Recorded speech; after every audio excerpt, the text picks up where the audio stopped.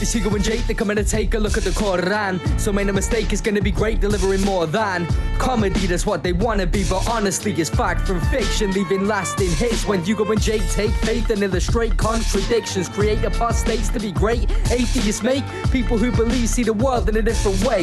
What's on the episode today? Take it away, Hugo and Jake. Living the way, they're splitting the fact from the fake, attempting to make those who hold faith reevaluate and wake up. But they just stay stuck and hate us. Wait and stay in place, no time to waste. The Quran reload with Hugo and Jake. Hello everyone, I'm Hugo. And I'm Jake. And this is the Quran Reloaded. Welcome everyone back to another Quran study. Normally this week we would be doing a react, but I couldn't find a thing. If anyone, by the way, if any of you find any videos you think would be good for us to react to, Islam related, you can send them to us at either at Bible Reloaded on Twitter or at Hugo Reloaded, because I need to find a steady stream of those, because... If you send them to at Hugo Reloaded, which is Hugo, he has a list of stuff. He keeps compiled most of the stuff that we have to redo because I just can't be trusted with that information. Yeah. So, anyway, without further ado, let's continue with the fourth surah today, the women, verse 105. We're going to be talking more general rules and stuff like that. I don't think we're really getting into women stuff today. Not an aptly named book. Okay, I'm going to take my shoes off. They're still on. That worked. That was successful. That moved the camera a little bit. And we're back. No. It's fine. We're good. Professional. You know, the saddest thing is, in editing, I totally could have cut that. But I didn't. You didn't, though. I didn't. You chose not to. Verse 105. We have revealed to you the scripture with the truth, so that you judge between people in accordance with what God has shown you, and do not be an advocate for the traitors. Bear in mind, again, that the laws that God handed down, that they're saying stick to, are the ones that also say, under the law, women are literally half of a person. So, and ask God for forgiveness. God is forgiver and merciful. Unless you're gay, then you're super fucked. And do not argue on behalf of those who deceive themselves. God does not love the deceitful sinner. They hide from the people, but they cannot hide from God. He is with them, as they plot by night with words he does not approve. God comprehends what they do. Well, I hope so. Wouldn't it be weird if there's a situation where God sees people and they're like colluding, and he's like, I just don't comprehend anything that's happening right now. I'm an all-powerful being, and I can't wrap my fucking cosmic mind around that concept. That's probably how he feels about, like Jeff Sessions. Just the person that exists. Like, how can you be that person? It's almost like if Ross Perot... I think he's dead now. If he's not dead, like when he dies, his body was put into a vat of pure hate, and then out popped Jeff Sessions. All right, that was an oddly specific path you just took us all down, but thank you for bringing us along. I can't comprehend Sessions, so... Okay. There you are, arguing on their behalf in the present life. But who will argue with God on their behalf on the day of resurrection? Or who will be their representative? I don't know. Basically, they're saying, well, they're a lost cause anyway. They're going straight to hell when they die, so fuck them. Whoever commits evil or wrongs his soul, then implores God for forgiveness, will find God forgiving and merciful. And whoever earns a sin, earns it against himself. God is aware and wise. And whoever commits a mistake or a sin, and then blames it on an innocent person, has taken a slander and a clear sin. This is... They had to worry about slander? Yeah. How much could some bad words really affect you? At that point, like, now I didn't sell the camel I was gonna sell. Shucks! Darn it! The best part about living in a mostly illiterate society is the lack of libel laws. Were it not for God's grace towards you and his mercy, a faction of them would have managed to mislead you, but they only mislead themselves, and they cannot harm you in any way. God has revealed to you the scripture and wisdom and has taught you what you did not know. God's goodness towards you is great. They claim that, like, the non-believers can't harm you. I would argue a Palestinian child on the receiving end of an Israeli missile probably disagrees. But I'm just saying.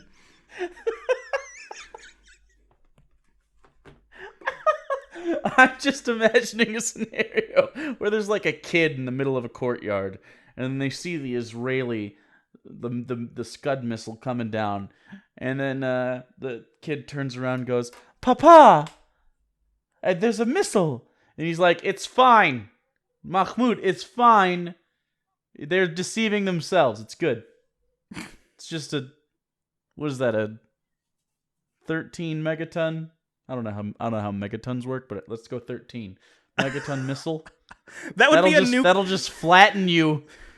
I'm pretty sure. I don't know how those measurements occur. I thought megatons was how you measured like nuclear payload because it's so much higher than an average explosion. I have no clue. I have no fucking idea. I don't murder people enough. All right.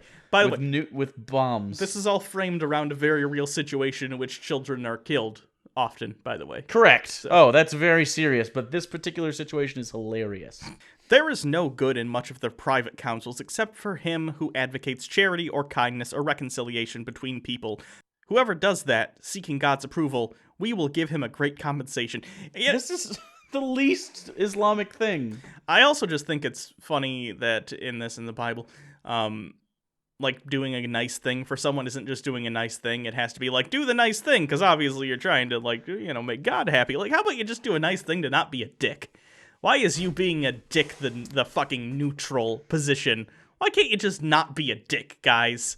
You see a kid is hungry, give him some food. See an old person, they're hungry, probably don't waste the food. They're old as fuck. That's not the point. The point is... I'm trying to think if we started a charity, what it would be. Like, what would be the thing that we provide? I would like charitably to start an organization like Make-A-Wish. But what we will really be doing is will be middlemen, where we will go to children who are terminally ill, and they will, for instance, say like, "Oh, I have cancer and I'm dying, and the medical bills, they're really piling up, and my parents are suffering. Even though I'm going to die, they're going to be bankrupt forever." And I say, okay, how about this? Instead of going to Disney World or meeting John Cena, we have a nice CEO who would also like to meet John Cena. Why don't you sell your wish to him? It's reappropriate wish? Yeah, so Make-A-Wish, or basically we're an organization that exists. Take-A-Wish! I've heard Trade-A-Wish? Whatever. Trade-A-Wish. Basically, the fundamentals of our organization are to scam Make-A-Wish into providing us a free service that we will then make someone else pay us for. So they'll be like, "Hey, Timmy, here's John Cena," but really, like, in the corner, there's the CEO who will really come up and be like, "Oh, hi, I paid for this, John Cena." And then, I don't know, John Cena, I don't know what John Cena does. He does John Cena. All I know is he does this thing, and he has, like, sausagey fingers.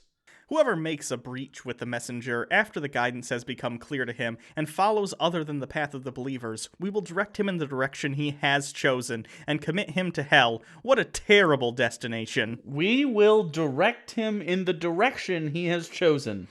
So yes, it's redundant. That's like a GPS going, turn right if you want, and then you turn right, and then it's like, good choice, I approve. Yeah, it's not. But if you would have turned left, it would have been fine. It's not a great translation, but the point is basically, if someone's determined to go to hell by not following Allah, we're gonna let him do it. It's a poor translation, though. I agree. I know what it means. I know you know what it means. I just know if I don't point that out, someone in the comments are going to be, like, pedantic about it and be like, excuse me, guys, they actually mean this. We know. There's no way those fucking retards understood what you just read to me. God will not forgive that partners be associated with him, but will forgive anything less than that to whomever he wills. Anyone who ascribes partners to God has strayed into far error. Is that like a Trinity thing? It is. It sounds like a Trinity thing. Like if you giving partners to God, meaning he is more than just what he is. It is. And actually, I think we mentioned it in, like, out of the past 4 episodes, at least 3 of them have mentioned this. They're very adamant as to not try and just become another Christianity, basically. They wanted to be their own thing, and they didn't want the Trinity to come into it at all. They take great pains to make sure that Muhammad is just barely the rung below. Yeah. But definitely higher than you. You're trash. They invoke his stead only females. In fact, they invoke none but a rebellious devil. Are the females the rebellious devil? I read in I have that website that I go to that's an Islamic commentary on the Quran because I'm curious. Sometimes I don't get a thing and I want to see how they try and describe it. That, according to that, was possibly certain people around them worshiping gods that were female, as opposed to Allah, which is generally thought of as male. So they're saying the people around you who worship female gods, it's really the devil. The god, they're just saying God's got a dick, is the long and short of it. God's got a dick. Yeah. So let me look up Middle Eastern gods. I just looked it up briefly, and by the magic of Hollywood, we were able to cut to this. Manat is one of the only ones I've heard of, and I'd only looked up the Arabic or Arabian goddesses, but this is pre-Islamic. But Manat is one of the 3 chief goddesses of Mecca, which could be, I would assume, during the formation of Islam, which is kind of what we're reading about.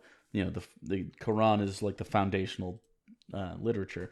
I assume there was carryover from the old stuff, and especially if it was Mecca, that makes sense. That's probably what they're talking about. There were also old Meccan religions. Mecca at the time of the foundation of Islam was also used as a place for worship for other people, and there were idols there and stuff. So it's possible some of those idols were considered female as well. So I don't know. And if you remember, like we talk about it in the Bible study, if you watch that, the Jews are always going against like Baal worshippers and Canaanites and Hittites and all the other worshippers of their particular gods. And if you know anything about Greco-Roman, specifically Grecian, pre-Roman, they every city had like a patron god, and we've talked about this briefly before, but it was kind of like that, except the Jewish tribes, or I guess just the Arabic tribes in the Mesopotamian area, current Middle Eastern space, were relatively nomadic, so we don't really have the same evidence of those gods as we do for Grecian gods, because they didn't stay in one spot necessarily, but we do have the writings on it. And so that's actually, it's kind of interesting that that was still a thing. Like just after Jesus's like all that Christianity bullshit and like Islam's starting to come up, we still have areas of the world that are like what the Romans would have called pagan. It's weird to me that those stuck around that long, and then they just got totally wiped out, usually by violence from people like, Muhammad and the Christian, crusaders and stuff. AKA, God has a dick. That is not at all what I was getting at, but yes, that's what you should take away from this is God is no bitch. And I mean that in the most offensive way possible. God has cursed him, and he said, I will take to myself my due share of your servants, and I will mislead them, and I will entice them, and I will prompt them to slit the ears of cattle, and I will prompt them to alter the creation of God. Whoever takes Satan as a lord instead of God has surely suffered a profound loss. Slit the ears of cattle? Did you read this? Because this just sounds like a form of branding. I did read this. And according to the source, the Islamic bullshit source, I guess I shouldn't about to use a source and call it bullshit right before I do it. That sort of discredits me. Okay. No, it doesn't discredit you. It makes... it's like if you got your information on, like, doomsday prepping from Jim Baker. Sure. He's bullshit, but he's a professional at prepping for the doomsday, Sure. Fair enough. So anyway, what they said, I saw 2 different explanations. The first being it's an allegory for cutting your hair and beards, and you should have a full beard and full hair. Cattle have hair. I know. Secondly, the more literal translation, or the more literal interpretation, rather, is after a cow or something like that would give birth to a ton of children. Like, they just have a ton. Like, it's like a really great cow that served its use, whatever. They would ceremonially cut its ears as like a sign to God, like, thank you, this cow is yours, And I'm sure all the cows were like, you know what, this is a good deal. I had to give birth to 9 cows, and now they're cutting my cartilage. Thanks, guys. And it has something to do with that. So I don't know. If someone out there has more information than I do, please share it, because I am in the fucking woods on this one. So I will prompt them to slit the ears of cattle. I will mislead them. I will entice them. I will prompt them to alter the creation of God.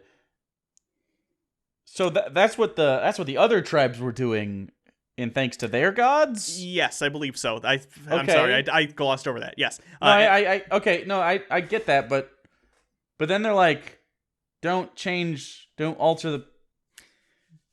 Okay. Yeah. That seems to fly in the face of the foundation of their religion, which is the Jewish doctrine. No, this is also, it's a foundational verse used often to cite to say when certain things are natural or not natural. For instance, when they're talking about homosexuality, obviously there are direct verses in the Quran about homosexuality, but when people say, like, why is that wrong, whatever, sometimes they'll go to that verse and they'll say, see, that's unnatural, air quotes, and that's taking something God designed, the human genitalia, and using them in a way that it is not meant to be used, therefore you shouldn't do that, or other things that they deem unnatural. This also ties into how in Islam you're not supposed to draw or illustrate representations of real things, which is why you don't see a lot of Islamic, like, comics or, art that just depicts art in real general, things. it's usually geometric. But, yeah. Back to the gay thing and it not being natural, I would take that argument as valid but not right, if that makes sense. Like, it makes. I understand why you would say it's not natural. If a butthole didn't take a dick so well, like if buttholes were like corkscrew duck vages, then I'd be like, you know what, maybe there's something to that. But it's not. You have to go all the way up into the guts to get to the corkscrew part. There ain't nobody packing that. You have such a fucking beautiful way with words sometimes. It's. He promises them, and he raises their expectation, but Satan promises them nothing but delusions. I like also that the thing that he says bad about Satan is Satan tries to entice them with good things. Like, that's literally what you're doing. You're doing the same thing. The only difference is you have predefined yourself as, no, I'm the good guy. But why? Why should I assume that? You're also trying to entice me by saying if I do things you like, you will reward me, and if I don't, you will punish me. It's weird, and I know the atheists joke about this a lot, like, oh, Satan's the good guy, but it's when you're genuinely a secular person, seeing what Satan does bad in the Bible and the Quran and just in stories in general, as long as it's not like, a movie where he's melting faces and murdering people, it always seems like, nah, choose your own way, man. Like, do what feels good, live your life. Like that chick tract we did, like, just, come to grips with the fact that you're gay. Like, it's so weird that Satan's almost always, like, morally, he's not on a high ground. He's just kind of like, he's always on your shoulder, just like they show, only he's giving, like, decent advice. I feel like if I could relate it to anything, God is Michael Scott, and Satan is, like, Jim. So like, who's Pam? Yeah. Holy Spirit can be Pam. Oh, okay. It's okay. Pam was like homely hot anyways. It's weird. I don't get it. I don't understand why she's hot. I mean, she is, but she's not. Early season, she's like very natural. Like, this is a person you could see in real life pretty. Later seasons, I agree with you. She gets kind of wound up though, and she's like a mom and shit. Yeah. Now we're dissecting the hotness of Pam in The Office through the seasons. Yeah. I think this episode's over. I agree. Yep, that's it. That's all of it. Yeah. So that's that episode. Next time we get into, I know coming up are some more gender-related stuff. We still are in the women. Good. And only, how many genders do they have in Islam? 1.5 is actually the answer. It is, yeah, you're not wrong. So, anyway, you can always follow us on Twitter at Bible Reloaded. You can follow Hugo at Hugo Reloaded, and make sure if you find a good Islam-related video that you want us to talk about, make sure to send it over to him. We also have a little subscribe button down there, and it's very enticing. They make it red so you want to touch it, like a dog boner. Again, the way you choose to describe things sometimes. The joke is I am enticed by dog boners. I get it. You can always donate to our Patreon campaign. We do a once a month patron only hangout, which is a lot of fun, and also along with that you get a monthly Loot Crate style thingy, my bob. We got pens, and we got Chick Tracks, and I will send you this half-used Vaseline. I put it on my lips. I'll apply it. Go ahead and talk. I'm just doing this. I don't want to... Well, now I'm enchanted by your shimmering lips. Oh, they are... Look at that. Look at that. What we got going on there? Oh, yeah. I bring all the boys to the yard.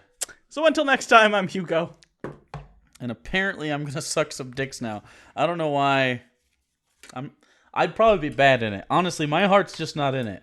And I feel like a blowjob is 67% effort. And like want to do. I'm just not there. Is your dog around? Because I'm concerned for the dog after I sign off of this. We cut his balls off so I wouldn't be enticed by his boners.